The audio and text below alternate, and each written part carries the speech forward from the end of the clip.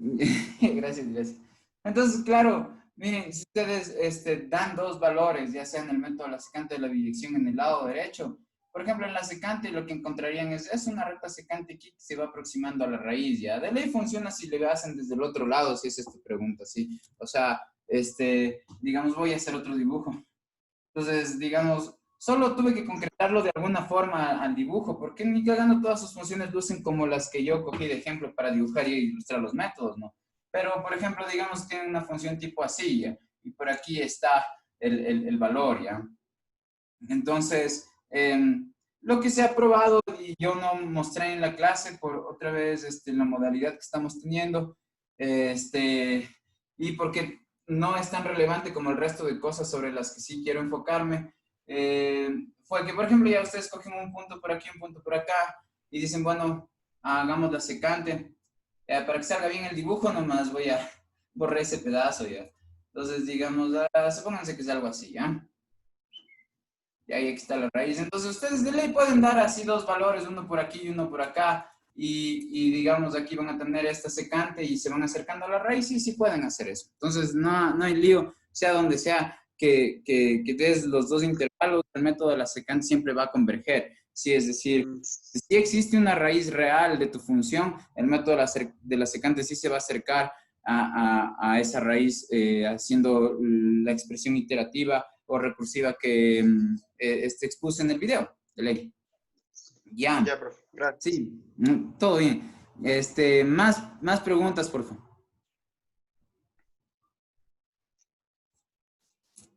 Ya, desahuévense. A ver, pregunten nomás. Ni siquiera les veo ya para que estén ahí aguantándose las ganas de preguntar. Más bien, pregúntenme ya. ¿No? Ah. Bueno, yo. Sí, sí. Era otra consulta, ya, pero es Ya, vuelta ya, para el video espérate, de Pablito levantó inglés. la mano. Ya, ya, Hagamos un intercambio de primero Pablito y ya, profe. después tú, Javi, ¿ya? Ya. ¿Qué más, Pablo? Eh, Sí, ¿Para sí. qué exactamente sirve el comando while? Es que, o sea, según lo que le noté, opino que sirve para poner alguna condición o yo qué sé, o no, sirve para otra cosa. Ya, ¿para qué sirve el comando while? Es la pregunta. Sí, sí, Ya, el comando while lo que hace es justo como dices, ya tiene que ver con una condición. La palabra, digamos, en general, los subjuntivos en el lenguaje español, digamos, y en algunos otros, eh, proponen situaciones que podrían pasar, pero que no necesariamente se están dando ya.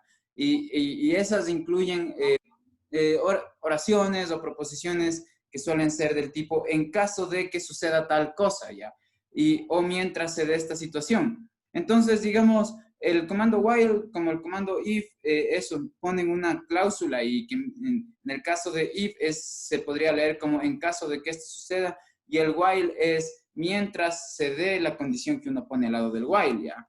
Entonces, supónganse que yo,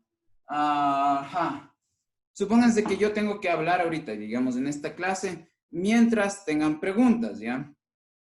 Entonces, digamos, yo quiero usar el while en mi programación interna, supónganse que mi cerebro obedece una programación así, ya, como órdenes dichas en una, como voz interna, ¿no es cierto? Que me dice, mientras tal cosa sucede, ¿ya? Entonces, yo de ley puedo decir, por ejemplo, while, y aquí poner una condición. La condición es, mientras los estudiantes me sigan haciendo preguntas, entonces, ya, entonces aquí pusiera los estudiantes hacen preguntas, ajá. Entonces, ¿qué tengo que poner acá? Aquí tengo que poner el cuerpo. ¿Qué es lo que yo quisiera que suceda mientras los estudiantes me hacen preguntas? ¿Ya? Aquí pongo en while.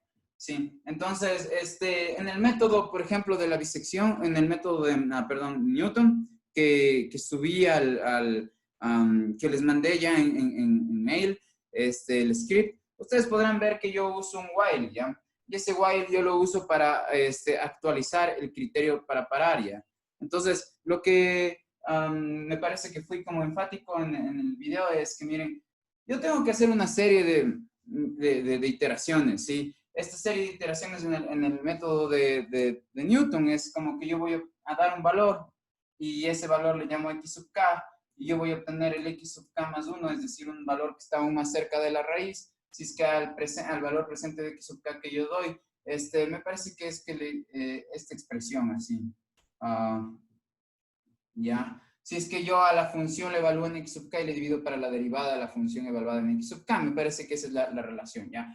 Ahora, la cuestión es que tengo que hacer esto, que son un conjunto de operaciones aplicadas de x sub k. Aquí pongo el nodo presente, es decir, el valor que yo adivino, y operaciones que yo sí conozco, que son las de f y la f' sobre ese mismo x sub k, y así obtengo un valor que está más cerca de la raíz. Esto puedo hacerlo infinitamente, pero cuando raíz paro, ¿ya? Entonces yo tendría que dejar de hacer esto cuando el x sub k más 1, es decir, los valores que voy calculando haciendo estas operaciones, se acercan cada vez más y más y más y más y más hasta la raíz. ¿Cómo sé cuando ya estoy cerca de la raíz? Cuando yo cojo mi función y le evalúo en alguno de estos y ya me da cercano a 0.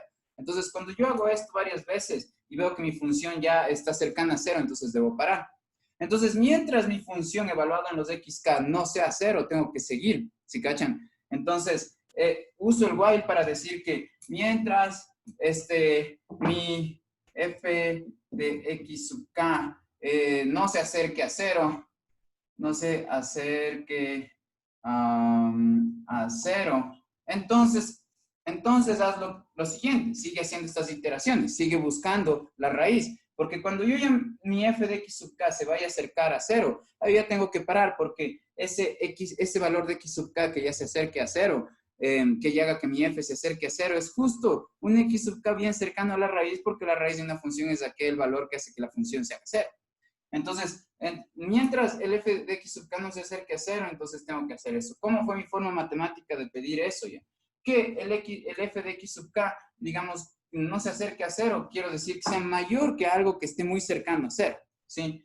Por ejemplo, mayor o igual que 0.0005. Entonces, mientras esto de aquí se aproxime a ser este número, pero no sea menor que este número, yo tengo que seguir haciendo esto. Cuando esto ya empieza, este valor empieza a ser menor que este número, ahí ya tengo que parar.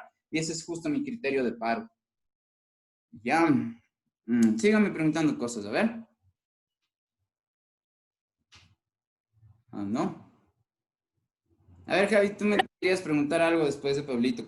Cuéntame. Con respecto de la bisección, al rato de hacer las iteraciones, ¿podemos utilizar como datos la tolerancia o podemos partir sin tener tolerancia? Porque yo estaba viendo algunos videos que iban haciendo bastantes iteraciones, pero no le utilizaban la tolerancia, sino que le sacaban la tolerancia de los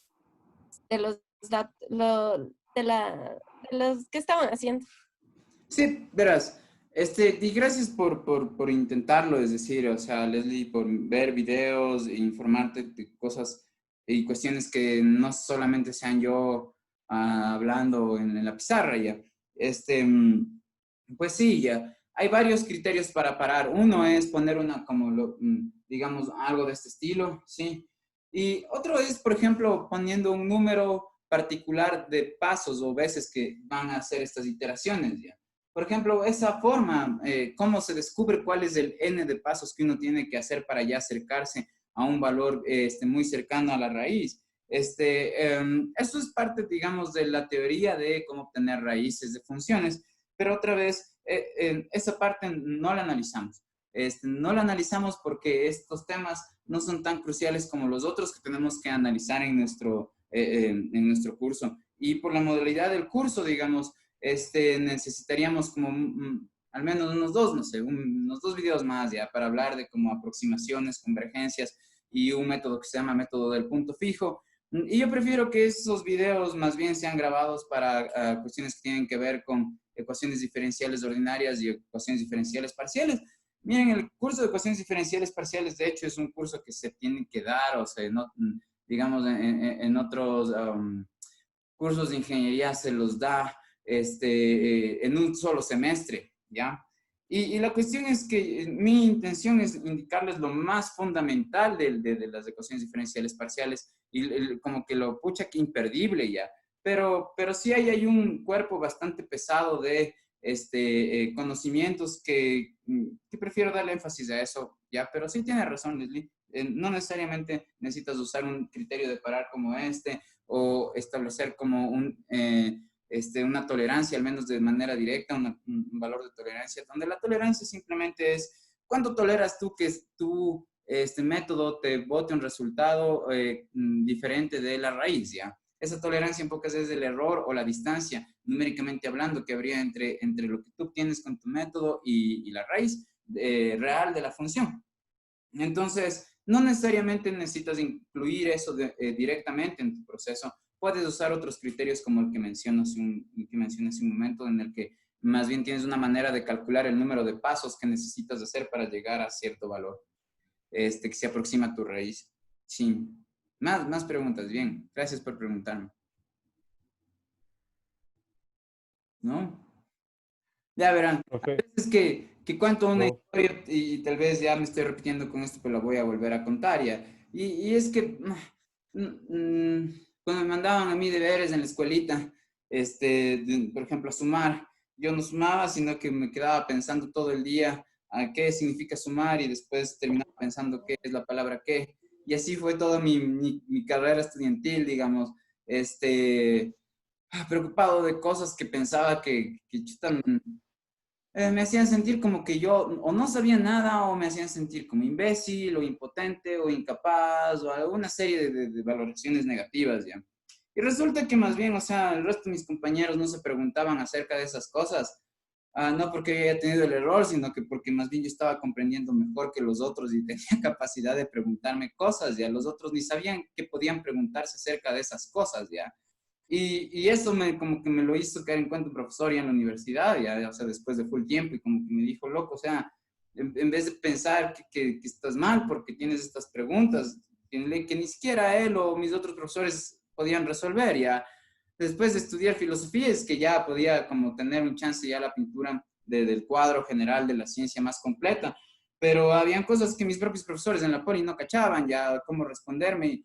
Entonces, hacer preguntas no es un signo de que uno es gil o, digamos, de alguna forma deficiente en aprender. Más bien es chuta algo súper necesario. Mientras más preguntas tengan, eso es un indicio de que están navegando más profundamente en ese conocimiento acerca del que tienen dudas. Así que, por favor, no se sientan avergonzadas o avergonzados de preguntar, más bien sientan orgullo porque al menos tienen la intuición de saber por dónde ir para descubrir qué es lo que todavía desconocen. Sí, entonces eso, pregúntenme nomás, a ver. profe, Sí, sí, sí. yo tenía una duda con la fórmula final ¿cómo es? De la secante, dentro de la secante. Ya. O sea, estaba checando algunos videos y algunos textos que, o sea, es muy diferente a la que usted nos dio en el video. No sé si ahí hay, no sé, alguna variación o cómo. Ya, sí, verás, hay un montón de variaciones de los métodos para encontrar raíces. Ya, por ejemplo, si tú usas el método de Newton-Raphson, eso va a tener una variación ligera con respecto a la que yo les mostré ya, de Newton a secas. Ya. Y claro, o sea, sí hay variaciones. Ahora, la cuestión es que si quieres, muéstrame cómo es esa nueva forma. Ya, pero, y podría yo comentar al respecto, ya, pero por ejemplo, si tú encuentras incoherente, ya, o no encuentras que en ningún otro texto se desarrolla el método de la secante de esa forma, entonces ahí sí avísame, ya, porque he venido dando como que años de esta clase, eh, cimentado en una ilusión, ya, en una ficción, ya, este método de la secante, tal como lo manifesté, lo expliqué, puedes verlo también en los videos de Wenshen, ya, la profe Wenshen también tiene el método de la secante puesto de esa forma, así que es como que, bueno, al menos como ella también tiene así, no soy el único loco, digamos, más que la forma en cómo lo obtuve, me parece que es como a través de, usando la lógica y suposiciones básicas explícitas para todos. En pocas, digamos, solamente al nodo, a uno de los nodos le quito un intervalo en el dominio X para llegar a un nodo que está más cercano al R, pero este intervalo que lo quito no lo expreso en términos de la derivada como en el método de Newton, sino en términos de la aproximación a esa derivada, que es lo que hace el método lasicante. Entonces, claro, si tú encuentras, digamos, variaciones, chévere, sí, no, lo que yo les muestro en este curso no es la totalidad del conocimiento acerca de los métodos numéricos, ¿ya? Mucha hay gente que hace postdoctorados en métodos numéricos, ¿ya? Entonces, ni fregando. Este es como el inicio, ¿no? O sea, el pregrado lo que hace es que eso, darles una examinación general de cómo se deberían integrar todos esos conocimientos para que a partir de eso recién, digamos, empiecen a especializarse en algo, ¿ya? Entonces, si encontraste variaciones, chévere, pero francamente no creo que esté mal la parte que yo expliqué, ¿ya? Pero si creen que sí y ven ahí algún error, pues eso es lo que me gustaría que me lo señalen y me digan, ve, aquí está, porque chuta, de ley me puedo equivocar full, ¿no? Ya. Ya. Yo, profe, Sí, sí. tengo una consulta. Gracias. Sí, todo bien. Es de... ¿Qué? Te cortaste, loco. O sea, te digo como... Ya volví. Ya, sí, dime. Ya volví. Es diferente a la extrapolación y también referente, ¿cómo se llama? Los años. Entonces yo digo, ¿cómo puedo plantear una tabla que se acuerde de esos datos cuando son entre meses, pero también con años? Eso está muy bueno, verás. La cuestión es que y un ejercicio que tiene, que conlleva tener esa pregunta en particular, es lo que suelo poner en algunas lecciones, así, ya. O sea, para mí es súper importante que como que tengan las preguntas constantemente para que las vayan afinando y tengan preguntas cada vez más adecuadas para ustedes mismos. Y la que está haciendo Javi es pucha, bien acertada ya. Entonces, digamos, propuesta sería lo siguiente, ya que escogen una unidad temporal y expresen esos años en esa unidad temporal. Por ejemplo, ya digamos que algo empezó en el mes de noviembre de 1980 ya. A ustedes le pueden asociar una unidad de tiempo inicial a que les dé la gana ya. Pueden ponerle 20 millones, cero ya. Entonces va a ser 0 unidades de tiempo, porque aquí empieza mi análisis ya en el ser. Y ahí supónganse que después el siguiente es en diciembre de 1981, tienen otro dato correspondiente. ¿Cuánto tiempo ha pasado? Entonces, bueno, si pusieron aquí 1, refiriéndose a un año, estarían imprecisos, ¿sí cachan? Entonces, digamos, y si lo que hacen es restar 1981 menos 1980, y justo por eso sacaron el 1, están, digamos, aproximándose, pero no están hablando, digamos, con la completa verdad, ya. Y supónganse que cogen aquí y tienen 12 y aquí 11, porque el diciembre es del mes 12 y noviembre el mes 11, y juntan ambos y dicen, chuta, aquí más bien el número que hay es este, en vez de este de acá, ya. Entonces esto sería una pendejada hacer, ¿sí? Ya, porque no están ustedes cuestionándose inicialmente antes de hacer eso, ¿cuál sería el criterio que usarían para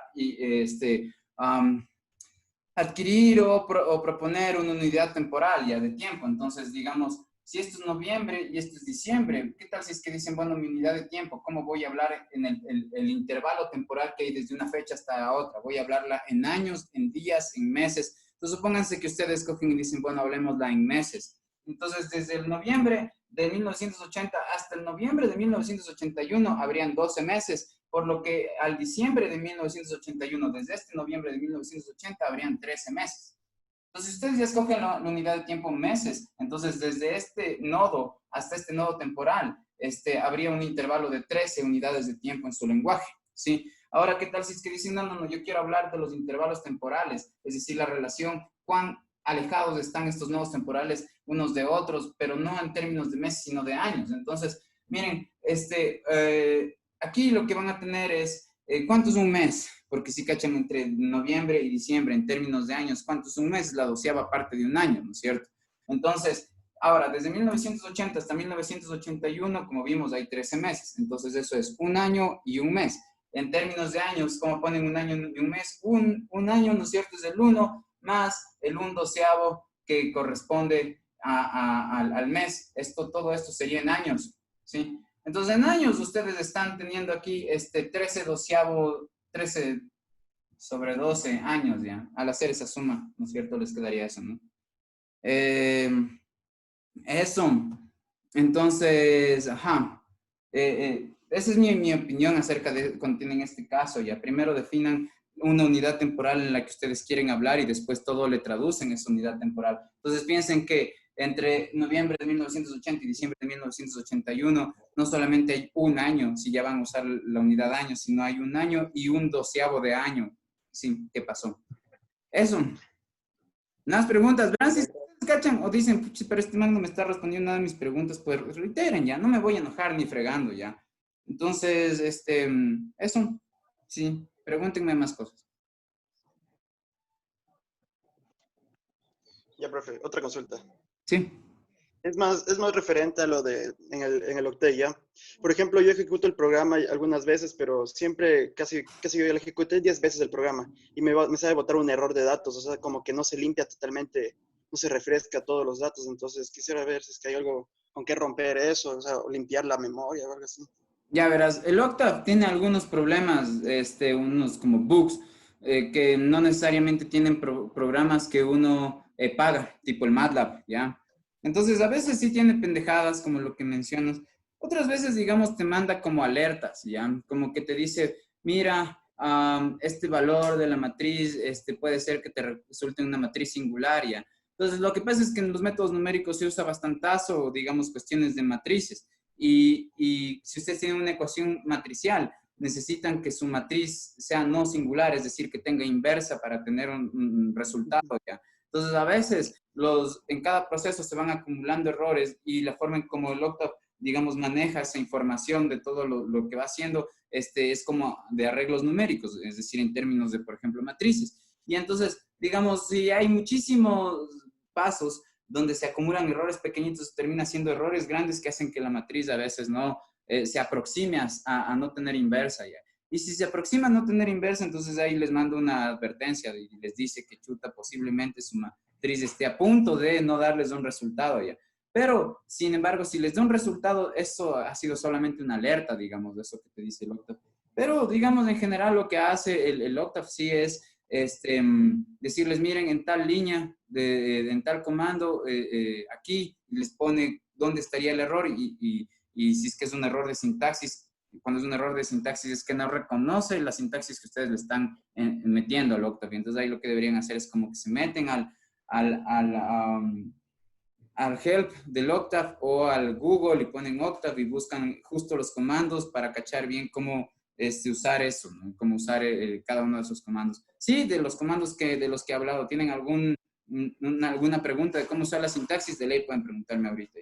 Pero de ahí, o sea, chuta, en Octave puedes tener un montón de errores de distintos tipos. El más común suele ser, desde mi experiencia, que no es que uno no entiende qué es lo que está pasando o ni siquiera que uno no sabe usar los comandos, sino que a veces se le olvida tipear algo o tipeo algo con mayúscula o alguna cuestión así y ahí uno se pasa pucha un montón de tiempo ya revisando qué parte del código lo hizo mal. Yo lo que recomiendo, digamos, para trabajar esos errores en el Octave en particular, es que como que comenten, o sea, vayan de todo del script que tienen, como que, por ejemplo, las primeras 5 líneas las corran, ¿ya? Y vean si es que el Octave les da algún resultado. Digo las primeras 5, por ejemplo, ¿ya? O sea, como que cojan por partes y vayan corriendo el Octave. Y entonces va a llegar un punto donde el Octave ya no les corre, entonces ya saben que donde no les corre es donde está el error. Entonces, como les digo, cogen la primera parte, le hacen correr, luego cogen la siguiente y le hacen correr y así. Eso es lo que podría decir en base de, digamos, de la información que me diste de tu pregunta. Ya, pregúntenme más cosas. Lo que podrías hacer es, verás, o sea, si te siguen dando errores pendejos, desinstale el Octave y vuélvalo a instalar, ¿sí?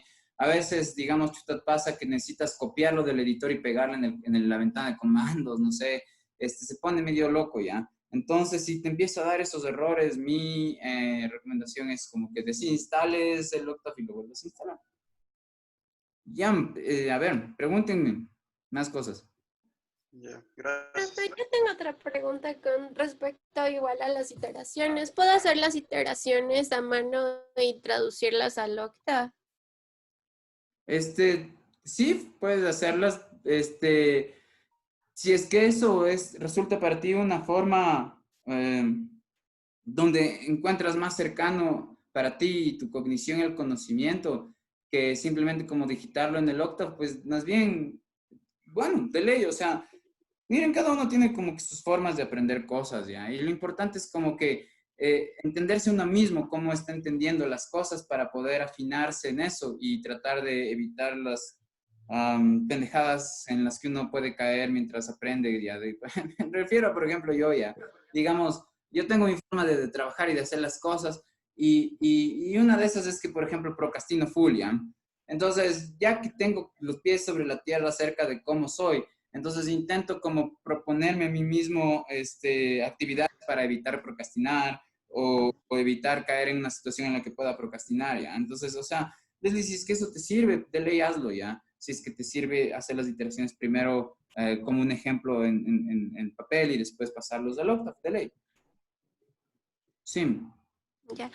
Y profe, tengo un problema con el Octa. No me arrojan valores. O sea, es como que corre, pero no me dan valores de nada. Aunque no le ponga el punto y coma, o sea, no me arrojan nada, nada, nada, nada. En Es la como ventana que de comandos ajá. y te logra graficar. O sea, solo me grafica, pero no me da los valores de la Ya, raíz. entonces ahí, por ejemplo, este es un bug de los que hablo ya. Es como que, como el Octave es un software libre, entonces no es que cogen y les pagan una serie de gente y les dicen, a ver, verán, pucha, van a tener $3,000 porque hagan este comando ya. Entonces la gente lo hace como por amor a la patria, así por amor al conocimiento y como que en pocas todo lo que tenemos ahí en el Octave es un regalo de un grupo de personas para el mundo, así tipo el Wikipedia y eso ya. Entonces, desde ese punto de vista hay que cachar que sí van a haber errores crudos de ese estilo. Entonces, lo que yo ahí te recomiendo en ese caso particular sí es que te desinstales el Octave y lo vuelvas a instalar. Sí, porque eso no tiene sentido, digamos. O sea, hay un error ahí en la compilación que no te permite ver los resultados a pesar de que te grafique, ¿ya? Sí. Más preguntas.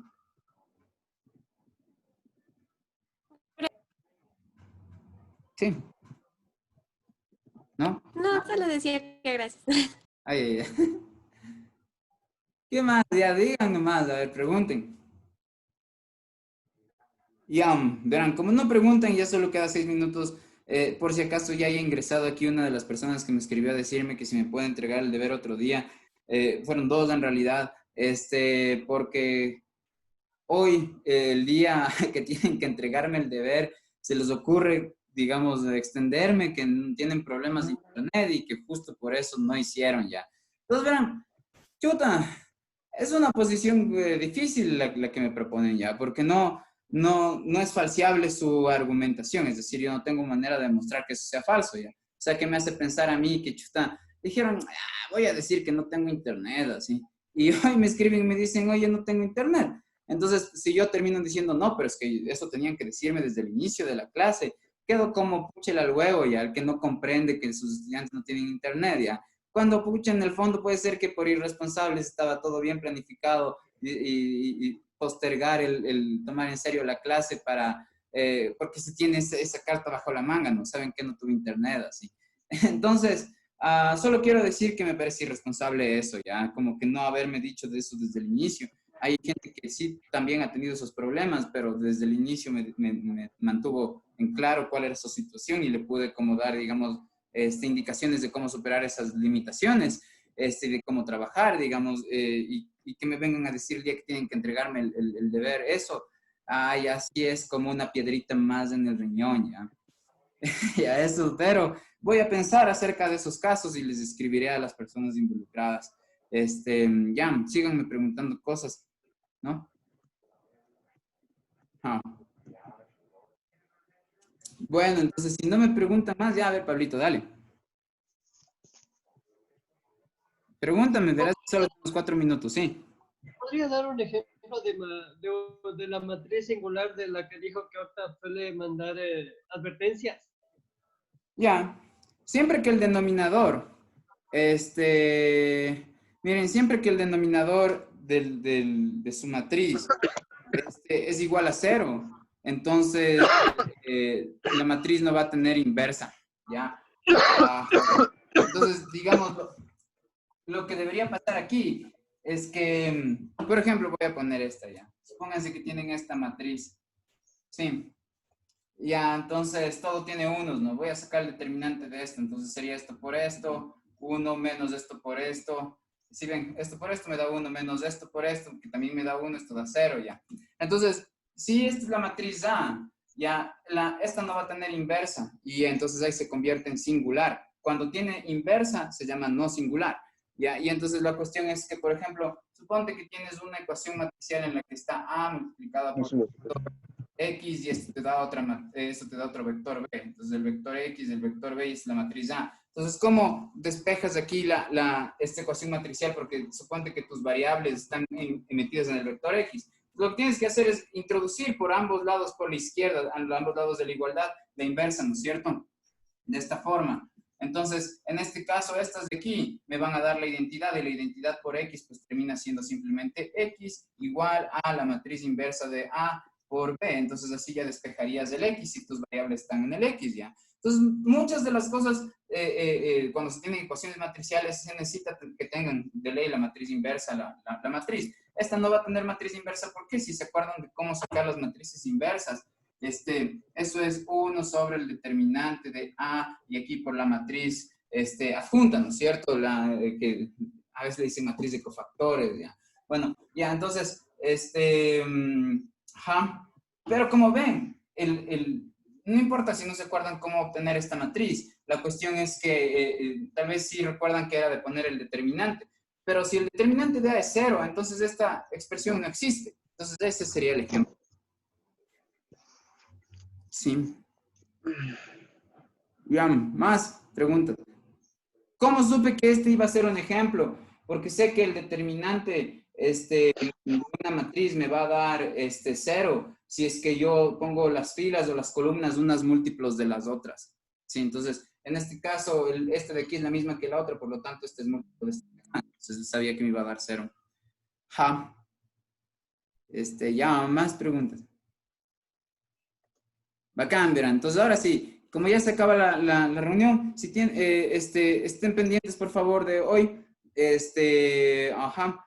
Más tarde les voy a mandar ya con más detalle cómo vamos a proceder hasta el siguiente lunes. A pesar de que ayer ya les mandé el mail donde les decía que sigan viendo los videos que tienen que ver con hasta que se acaben ecuaciones diferenciales ordinarias, ¿ya? Entonces, hoy termino de subir estos videos en la noche y les mando ya toda la información, justo con los deberes que esperaría que me den los días en los que, el día que yo recibiría el deber. Y no se preocupen que sí vamos a hacer un repaso del examen que vamos a tener el martes de la siguiente semana. El examen puede ser en la noche, si es que tienen mucho problema, por ejemplo, de hacerlo en la mañana. Puede ser, por ejemplo, no sé, en la tarde, noche, desde las 6 hasta las 8, por ejemplo. Eso nomás no es algo súper fijo. Si tienen problemas con esos horarios, pues podemos conversarlos. Estén pilas del mail que les mando de noche y ya seguimos en contacto, ¿ya? Entonces, que pasen full bien, almuercen, cuídense y ya nos vemos. Chao.